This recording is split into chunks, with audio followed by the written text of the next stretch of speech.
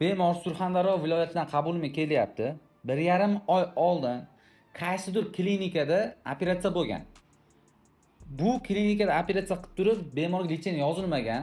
Hozir kelyapti, spermatozoidda aka morfologiyasi yaxshi emas, urug'larim tushib ketyapti sifati yoki yana ham ko'rsatish pastlayapti. Endi tezda operatsiyasini o'tkazaman ekan deb kelyapti. Birinchidan, barikatsiya qilingandan keyin 3 oy vaqt kerak bo'ladi bizga. Bu odamga lecheniya yozishmagan hech qanaqa, faqat antibiotik yozib bergan xolos. Ya'ni spermatozoidlarning morfologiyasini yaxshilash uchun boshqa antioksidantlar yozishmagan. Endi bu yerda bemorda oldin 28 million urug' chiqqan bo'lsa, 100% harakati yo'q bo'lgan. Hozirda 20 million urug' chiqyapti, 100% harakati yo'q bu deb turib aytayapti. 1,5 oydan keyin yana. Bemorda 3 oydan 6 oygacha lecheniya qilish kerak. 3 oydan 6 oygacha lecheniya qilinsa, yaxshi tomonga o'zgarsa, keyin farzandli bo'la oladi inshaalloh. Lekin bu holatda